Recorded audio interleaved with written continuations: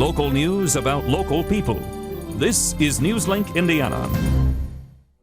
Hello and thanks for joining us at newslinkindiana.com for Thursday, February 23rd, 2006. I'm Abby Walton. Burglaries have more than doubled in the Ball State area during the past year. Newslink Indiana's Beth Campus tells you what's going on and what's being done about it. It happened not so long ago. I called her and she was like crying and she was like, somebody was in our house, some guy was in my room and he told me that he was going to hurt me. With the rise in crime, police have been extra busy. It's an issue we're still studying and trying to get a grasp of exactly what the cause is and how we can have a positive effect on those numbers. Other universities aren't having the same crime increases, which have some students wondering if Ball State and the Muncie police are really doing everything they can to keep their students safe. These girls had to go home to feel safe, you know what I mean? Like they had to go away from school, away from their friends to feel safe, and I just think that's really not good. Police say at least part of the problem is students aren't careful enough. Keep your doors and windows locked when you're not at home, especially even in the residence hall. If you're not in your room, lock your door. Those kind of things that you can make yourself self-aware of. In Muncie, Beth Campus, Newslink, Indiana. Students and residents of the community can check out the Daily News and Ball Bearings website for more information on campus safety. And we're just over a day from Muncie's biggest fundraiser of the year. But when Mardi Gras takes over downtown this weekend, you can expect the beads, the partiers, and the protesters. Ticket sales are up and local businesses are preparing for Saturday night's festivities, selling beads and preparing to bring the spirit of New Orleans to Muncie. But now the festival that drew 11,000 participants last year is gaining national attention. A local church and 85 community members say they'll protest the event, which they claim brings nudity and drunkenness to the city. Event planners seem to welcome the attention. Muncie Gras and being down here for the party that one night, you really can make that any kind of experience that you want. And that celebration begins at 6 p.m. on Walnut Street and runs till 3 in the morning.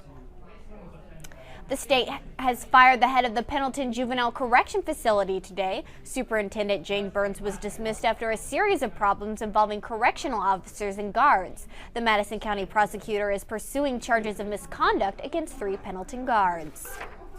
And Grant County is helping change women's lives. Newslink Indiana's Michelle Long tells you how a local house is becoming a home for residents in need. 2 good deeds have built a miracle. It's a miracle. I would say it's a blessing from God. With the generous donation of this house and the hands of male residents of the Grant County Rescue Mission, Marion will soon have the Open Hearts Women's Shelter. We will dedicate this debt-free. The new extended stay shelter's interior was completely rebuilt, and now there's just one more thing left to do. It needs a woman's touch. It's had men in here working, moving stuff in, fixing stuff. It needs warmth. Women from the community will start to decorate March 1st. It is Grant County Rescue Mission home, but at the same time, it is really Grant County's home. A home that will house between 10 and 12 women in need. God's hand had to be in it because no man by himself could accomplish so much in so little time. An accomplishment which Ballard says won't be the last. In Marion, Michelle Long, Newslink, Indiana. The opening celebration will take place on March 14th.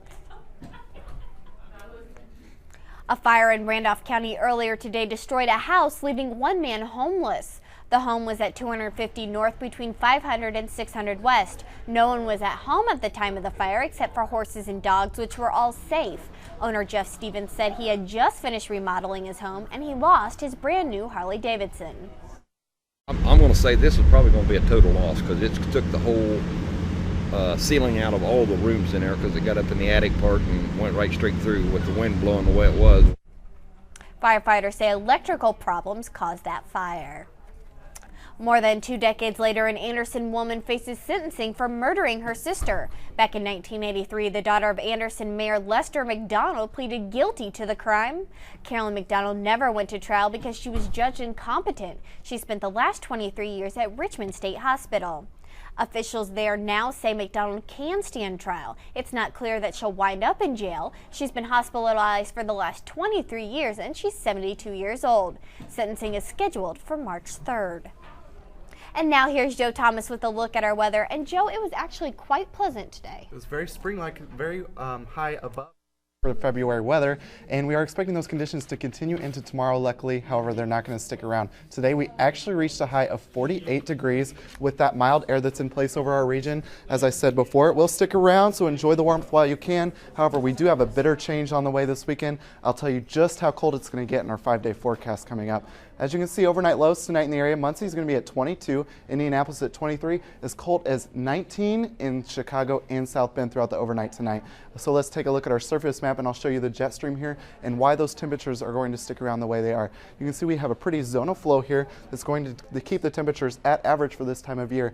As we get into later this week and into the early weekend, you can see there's going to be a trough starting to build, and it's just going to seep down lower and lower until on Sunday the trough completely encompasses our area, bringing us much colder conditions throughout the beginning of the week next week. You can see this cold front here that's passing through tonight, giving us the lows in the lower 20s actually for that evening tomorrow. And then the warm front bringing us warm temperatures tomorrow. Another cold front will pass through, but it will keep the precipitation to our south. So rain in our southern region here, however, partly cloudy skies throughout most of our region. Partly cloudy, very nice conditions luckily, but it will dip down into colder conditions. Highs tomorrow, 45 in Muncie, 46 in Indianapolis, as warm as 52 in Bloomington, so enjoy that last warm day before we have another cold streak hit coming this weekend. A low of 21 degrees tonight.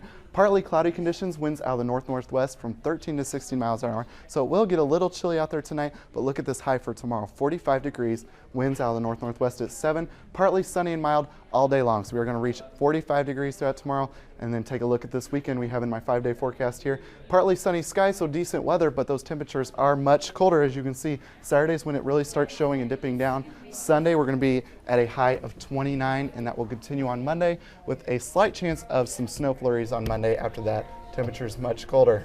I am definitely not ready for that snow to come this weekend, but it's not going to be severe, is it? No, we're not expecting anything significant as of right now. Keep watching the weather, just flurries on Monday. The weekend should be pretty decent. It is February, so I guess a little flurries are acceptable. A few more weeks left of winter. All right, thanks, Joe. As of right now, Indiana wineries are in trouble. The state Senate today killed a bill that would have allowed wineries in the state to ship their product to state residents. Without that bill, shipments must stop as of March 1st. You need a passing grade. You don't want to wait 12 years to find out you've been played. You thought you were learning. Man, you thought you were cute. They sent you a test, and then you're talking about, Wilson Middle School's 6th and 7th graders rapped their way through English class today. The program is called Rap, Rhythm, and Rhyme. it's $100. It's all about teaching kids the skills they need for the I-STEP test in a way that keeps them motivated. Can you imagine being in a room with 6th and 7th graders, over 600, and at one time, all 600 heads do this at the same time? Cork has taken his program to more than 500 school districts in the United States. And it may be February, but some Muncie residents are already thinking about December. Newslink Indiana's Tiffany Schwer explains why one Christmas volunteer program is already celebrating. We are gathered here today for a very special announcement. Tiny Adams fought fires, fought for legislation, and for children less fortunate. This was one of his greatest loves. Each year, Toys for Tots helps children right here in this community enjoy a good Christmas.